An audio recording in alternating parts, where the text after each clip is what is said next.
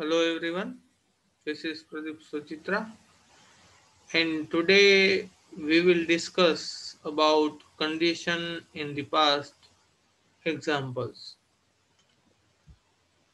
આજે આપણે આપણો ફંક્શન જે છે condition in the past એના examples વિશે ડિસ્કસ કરીશું. આની પહેલા એક પાર્ટ બનાવેલો છે condition in the past જેની અંદર આપણે શું છે ખરેખર condition in the past તેના વિશે અને તેની વાક્ય રચના શું હોઈ શકે છે તેના વિશે ડિસ્કસ કરેલું. આજે જોઈશું condition in the past examples. તેના એક્ઝામ્પલ જોવામાં આવશે જેથી કરીને આપણે ખ્યાલ આવે કે કઈ રીતે આપણે આ એક્ઝામ્પલ સોલ્વ કરી શકીએ છીએ એક્ઝામની અંદર કમ્પ્લીટ ધી સેન્ટેન્સમાં. તો જોઈએ આપણો ટોપિક છે condition in the past examples હવે આપણે જોવાના છે. તો સૌથી પહેલા તમને અહીંયા સિન્ટેક્સ આપી દેવામાં આવી છે. સિન્ટેક્સ એટલે કે જે વાક્ય રચના છે તે.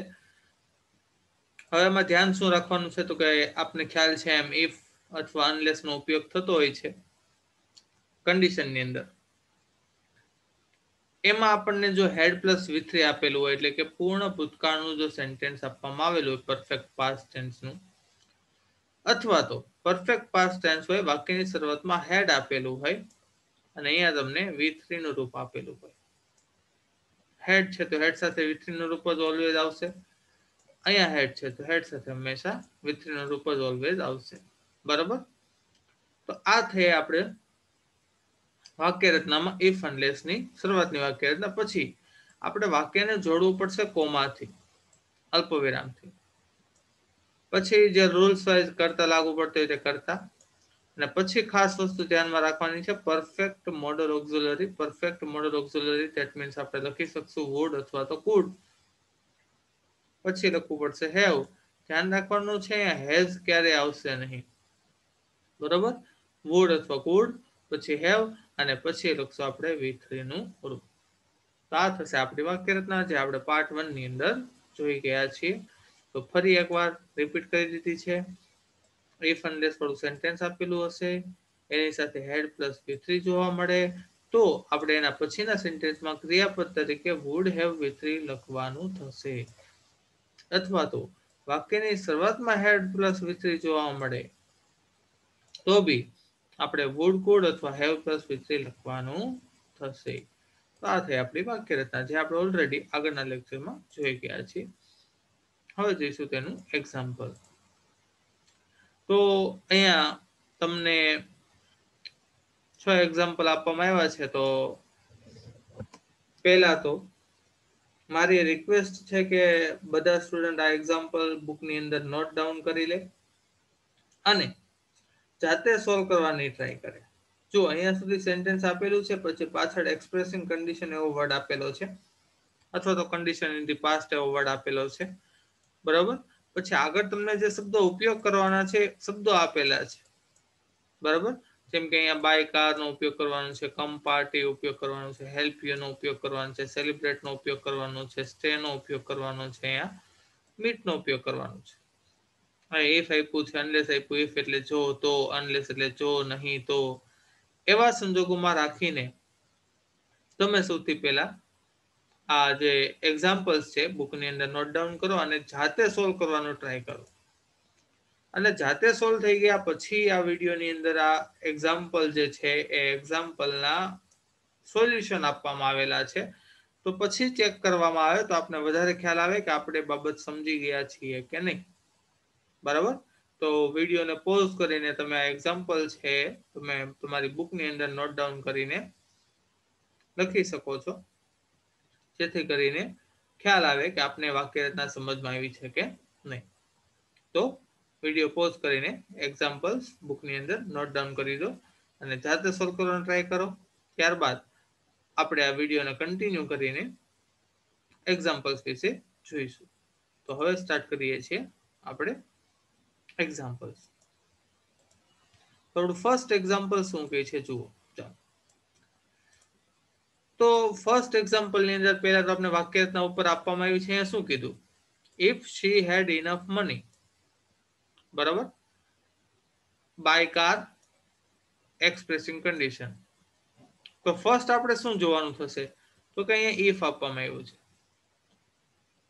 તેની સાથે આપણે હેડ પ્લસ v3 આપવામાં આવ્યું છે. આ બાબત ઉપર ધ્યાનમાં, હેડ પ્લસ v3 નથી, સોરી, હેડ ઇનફ છે, એટલે ઓનલી હેડ આપવામાં આવ્યું છે. ઇનફ એટલે તો એ તો એક પ્રકારનો પૂરતું છે એવું વર્ડ આપણે દર્શાવે છે, બરાબર. તો ઇફ અને હેડ આપવામાં આવ્યું છે, એટલે આપણને અહીંયા ઇફ અને અહીંયા હેડ આપવામાં આવ્યું છે, બરાબર. તો હવેની વાક્ય રચના શું થશે તો કે સૌથી પહેલા કરતા આવવો જોઈએ, બરાબર. તો જોઈએ, ચાલો, તો કે ઉપરનું વાક્ય તો સેમ ટુ સેમ જ આવશે, એટલે કરતા. ચાલો, શી હેડ ઇનફ મની. ઇનફ એટલે પૂરતા, મની એટલે રૂપિયા, હેડ એટલે પાસે હોવું, કે જો તેની પાસે પૂરતા રૂપિયા હોત તો કરતા તરીકે આપણે શું લીધું, શી. પછી વુડ અથવા કુડ આવવું જોઈએ ને, તો શું આવશે, વુડ અથવા કુડ. કુડ બી લખી શકાય, એવું જરૂરી નથી કે માત્ર વુડ જ આવવું જોઈએ. પછી ફરજિયાત શું આવવું જોઈએ, હેવ. આટલું તો ફિક્સ જ છે, વુડ હેવ, કુડ હેવ તો લખવાનું જ છે. હવે અહીંયા તમને શું કીધું છે, આ વિથરીના રૂપનો ઉપયોગ કરવાનો છે, બરાબર. તો વિથરીનું રૂપ છે તો કે અહીંયા ક્રિયાપદ કયું આપ્યું છે, જો બાય. બાય એટલે ખરીદવું, તો તેનું વિથરીનું રૂપ શું થાય, તો આપણે ખ્યાલ હોવો જોઈએ કે બાયનું વિથરીનું રૂપ શું થાય, બોટ થાય. તો આવ્યું વુડ હેવ બોટ. પછી કર્મ અથવા અન્ય શબ્દો એ કમ્પલસરી નથી, હા આપણે આપવામાં આવ્યા છે તો આપણે યુઝ કરવા પડશે. તો શું લખીશું કે she would have buy a car. થઈ ગયું સેન્ટેન્સ. તો ખ્યાલ આવી ગયો ને. તો શું કીધું, if she had enough money, તો બેઠું ઉપરથી વાક્ય ઉતારેલું છે. પછી કરતા તો કે કોની વાત થાય છે, તેણીની, તો કે આપણે લખ્યું અહીંયા she. પછી કમ્પલસરી આવશે would, પછી have, પછી વિથરી કીધું તો આપણી પાસે કયું ક્રિયાપદ છે, બાય. તો બાય નું વિથરી એવું બોટ. પછી અન્ય શબ્દોમાં આપણે લખી દીધું a car. આ થઈ ગયું આપણું સેન્ટેન્સ નંબર 1, બરાબર, જેની અંદર તમને દર્શાવવામાં આવ્યું કે કઈ રીતે આપણે વાક્ય રચના પ્રમાણે વાક્ય કમ્પ્લીટ કરીએ છીએ. હવે જોઈએ સેકન્ડ સેન્ટેન્સ. ઓકે, અહીંયા થોડીક ટાઈપિંગ મિસ્ટેક છે, આપણે અહીંયા અનલેસ લઈશું. બંને રીતે વાક્ય જોઈ શકાય એવું જરૂરી નથી, બંને રીતે વાક્ય બનશે, બરાબર છે. આપણે પેલા અનલેસ ની રીતે જોઈએ, અહીંયા આપેલું છે અનલેસ એટલે, બરાબર. Unless he had invited me. Unless નો મતલબ શું થાય, જો નહીં તો. કે જો નહીં તો એટલે કે he had invited, તો જો અહીં અનલેસ આપ્યું છે. પછી હેડ પ્લસ v3 દેખાય છે તમને, had plus v3, had plus v3, clear છે. એટલે આપણે આ વાક્ય રીતના લાગુ પડે છે. ઓકે, ચાલો જોઈએ. તો કે unless he had invited me, કે જો તેણે મને ઇન્વાઇટ ન કર્યો હોત તો. unless એટલે જો નહીં તો, એટલે એનો મતલબ એવો કાઢવાનો, ઇન્વાઇટ કરે છે પણ અહીંયા અનલેસ છે, તો ઇન્વાઇટ ન કર્યો હોત તો શું થાત, તો હું પાર્ટીમાં જાત. કમ એટલે આવત, કમ એટલે આવવું, તો આવત કે ન આવત, કે જો તેણે મને ઇન્વાઇટ ન કર્યો તો હું ન આવત એમ, બરોબર. એટલે એવું કીધું કે unless he invited me, જો તેણે મને ઇન્વાઇટ ન કર્યો હોત તો કમ પાર્ટીમાં કોણ આવત, કોણ ન આવત, કે કોણ આવત, હું. તો આપણો જે કર્તા બનશે કોણ બનશે, હું બનશે. એટલે અહીંયા આપણું સેન્ટેન્સ બને છે, કર્તા કોણ બનશે, આઈ. પછી આપણે હમણાં આગળના એક્ઝામ્પલ ની વાત થઈ, વુડ હેવ અથવા તો કુડ હેવ, બરાબર. તો કોમન જ છે, આઈ વુડ હેવ, કુડ હેવ. પછી વિથરી નું રૂપ, બરાબર. તો વુડ શું આવ્યું છે, કમ. અહીંયા આપણે કોની વાત કરીએ છીએ, અનલેસ ની. જો એની જગ્યા ઉપર ઇફ લખવામાં આવે, ઇફ લખી દઈએ આપણે, ઇફ, બરાબર. if he had invited me, કે જો તેણે મને ઇન્વાઇટ કર્યો તો I would have come, હું આવ્યો હોત, to the party. તો આપણે જોઈએ શું આવે છે,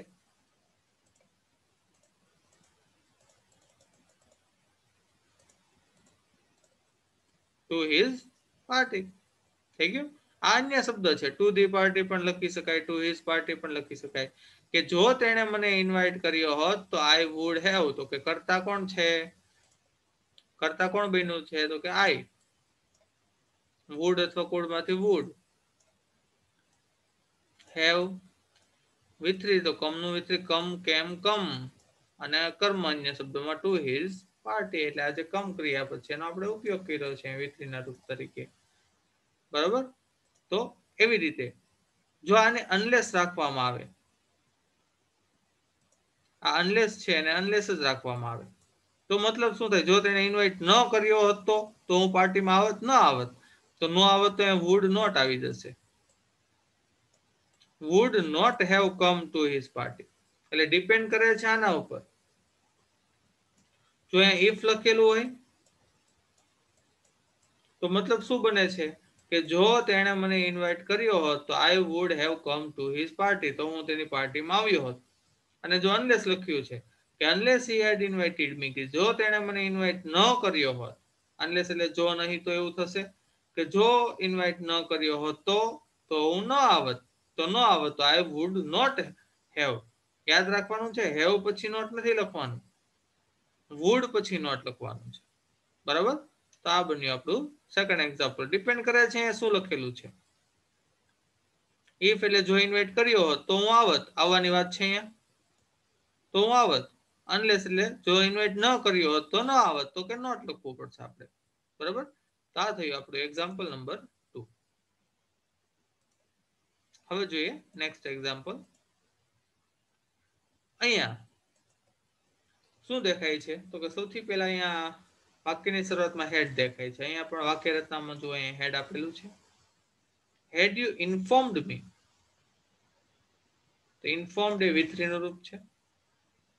કે had you informed me about your disease. કે ઇન્ફોર્મ કરવું એટલે જાણ કરવી, મી એટલે મને, અબાઉટ એટલે વિશે, યોર ડિઝીઝ એટલે તારા રોગ વિશે.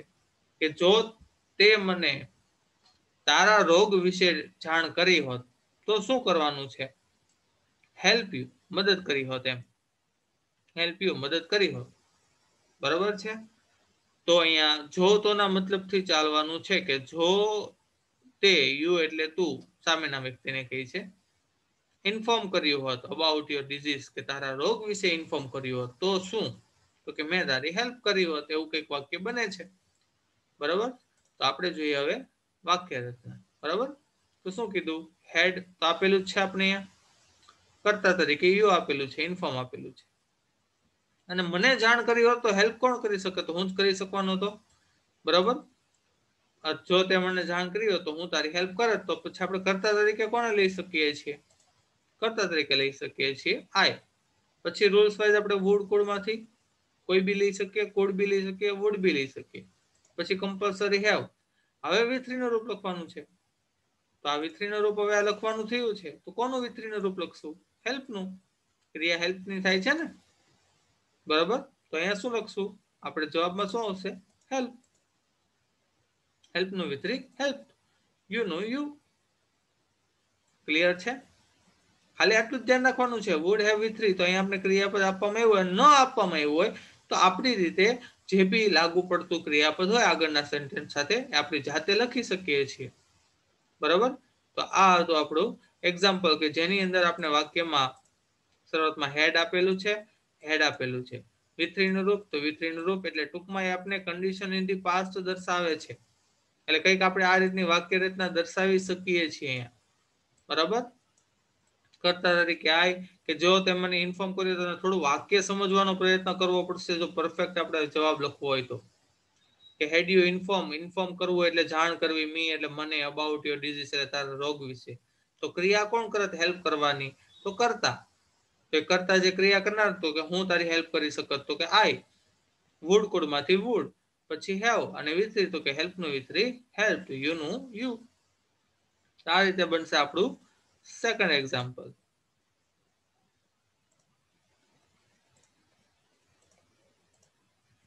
ફોર્થ એક્ઝામ્પલ જોઈએ.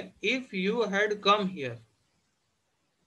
કે જો તું અહીંયા આવ્યો હોત. તો ઇફ દેખાય છે. પછી હેડ ની સાથે કમ નું વિતરી કમ દેખાય છે, કમ કેમ કમ નું વિતરી કમ જ રહેશે, બરાબર. તો આ વાક્ય રચના લાગુ પડે છે ઇફ અનલેસ હેડ પ્લસ વિતરી. તો હવે આપણે કન્ડિશન ઇન ધી પાસ્ટ દર્શાવવાનું કહે છે અહીંયા, બરાબર.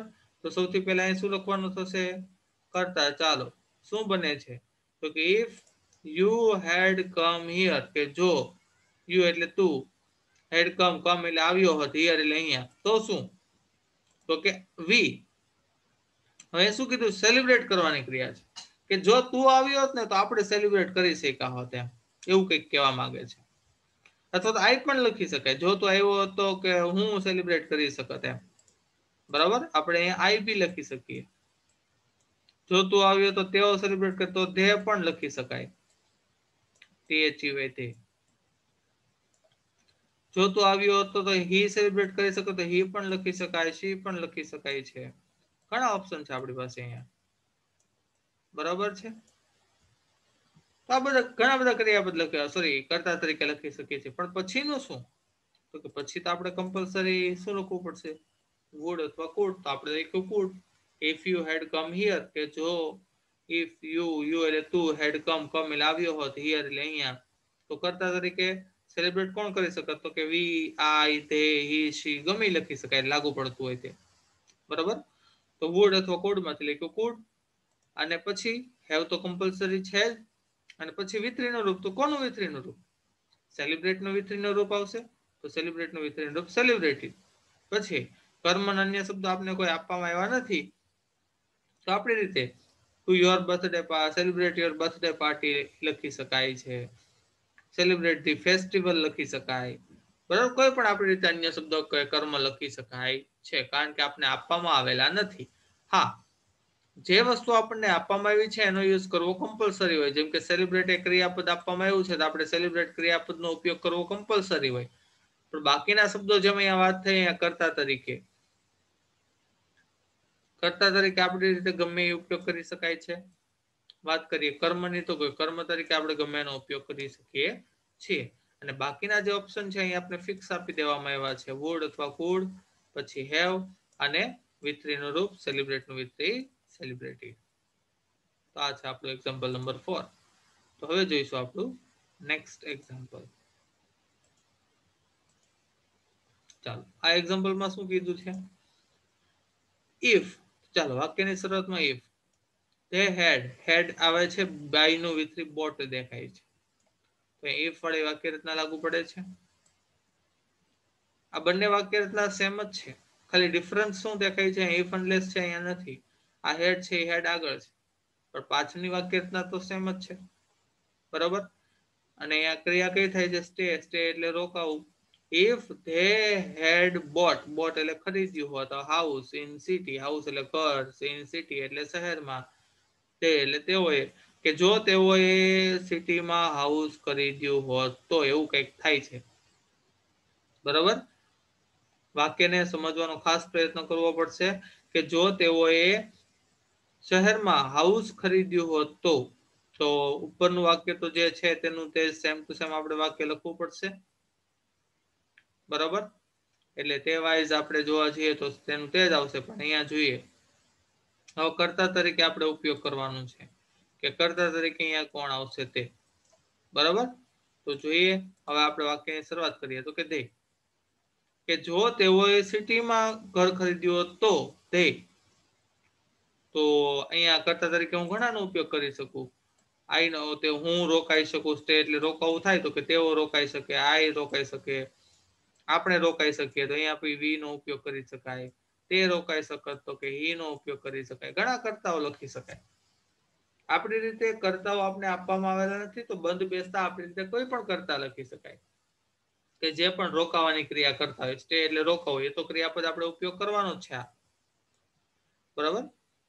તો પછી શું આવવાનું છે, હવે તો આપણે ખ્યાલ આવી જવો જોઈએ કે હવે વુડ આવવાનું છે, પછી હેવ આવવાનું છે, પછી વિતરીનું રૂપ આવશે. કોનું વિતરીનું રૂપ આવશે, આ સ્ટે નું વિતરીનું રૂપ આવશે, બરાબર. તો જો એવું જ કંઈક હવે થવાનું છે, તો તે પછી વુડ અથવા કુડ માંથી કુડ, પછી શું આવવાનું છે, હેવ આવવાનું છે. હવે વિતરીનું રૂપ, સ્ટે નું વિતરી, સ્ટેડ આવવાનું છે.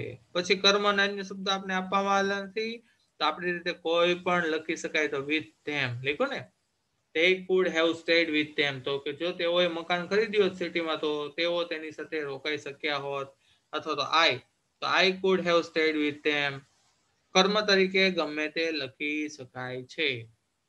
બરાબર, I could have stayed in city for long time એવું બી લખી શકાય.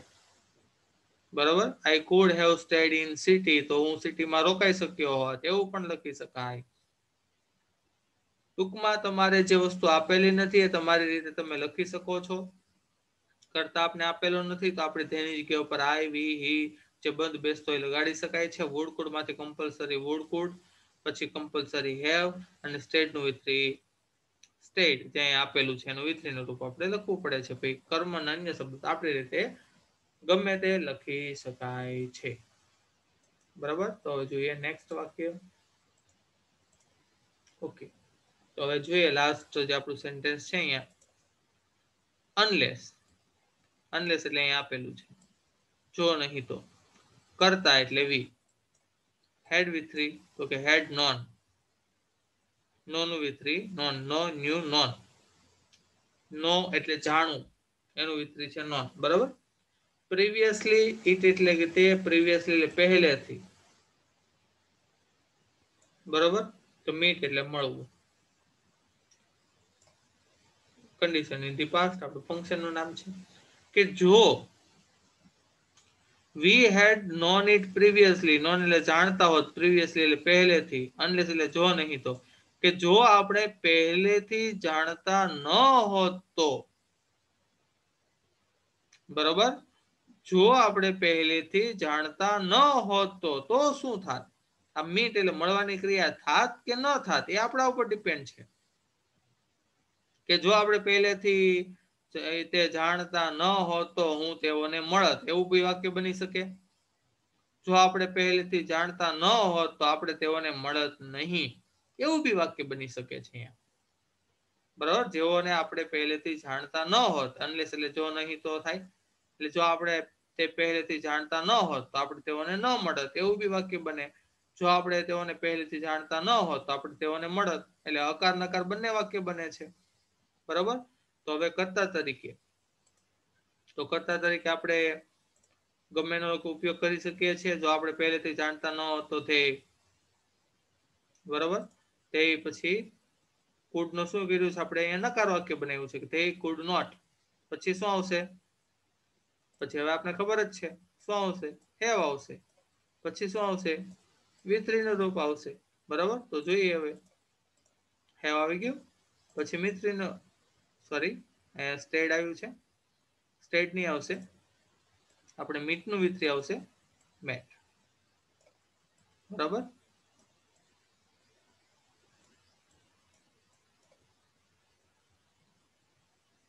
મેટ આવશે. પછી અન્ય શબ્દોમાં આપણે ગમે તે શબ્દ લખી શકીએ, એમાં વિથ તેમ લખેલું છે. તો આ રીતે પણ વાક્ય બને છે. અહીંયા આપણે કર્તા તરીકે વી નો પણ ઉપયોગ કરી શકીએ છીએ. કે જો આપણે તેઓને પહેલેથી જાણતા ન હોત તો we could not have met તેમ પણ લખી શકીએ છીએ. અથવા તો હા એમ જ થશે ને, તેમ લખી શકીએ છીએ કે આપણે તેઓને મળી શક્યા ન હોત.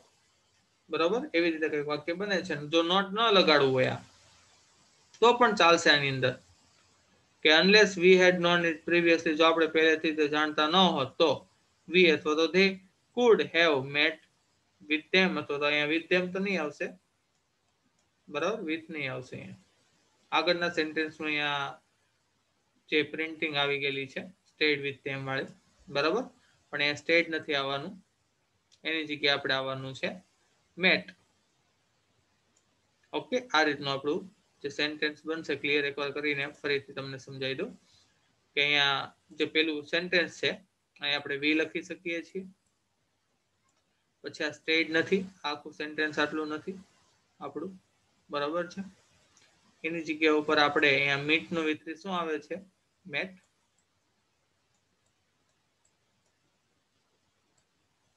અહીંયા ત્યાં લખેલું હોય તો આપણે us લખી શકીએ. they could not have met us. બરાબર, આપણને મળ્યા ન હોત.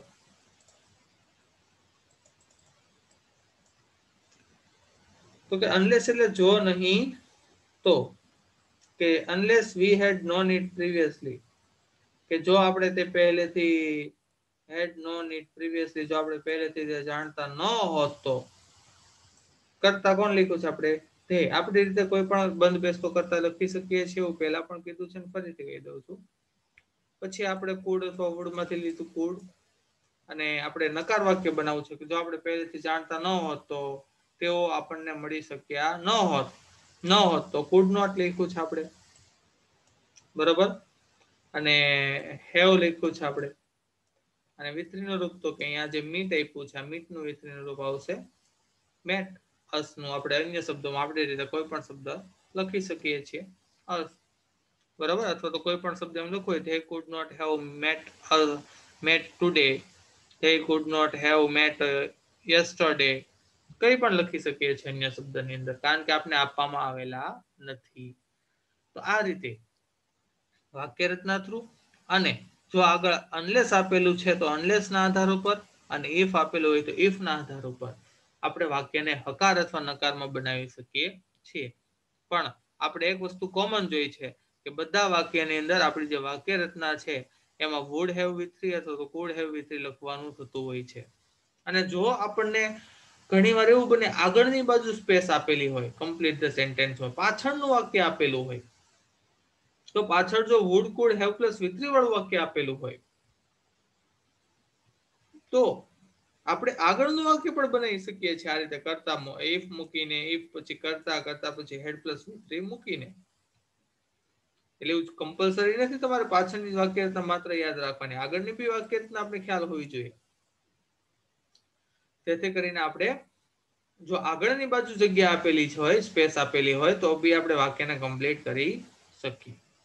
તો આ હતું આપણા કન્ડિશન ઇન ધી પાસ્ટના એક્ઝામ્પલ. બરાબર, જેની અંદર આપણે વાક્ય રચના થ્રુ કઈ રીતે એક્ઝામ્પલને સોલ્વ કરી શકીએ છીએ એ બાબતો જોઈ છે. તો હવે નેક્સ્ટ વિડીયો લેક્ચરની અંદર આપણે બીજા કોઈ નેક્સ્ટ ફંક્શન ના એક્ઝામ્પલ જોઈશું. Thank you.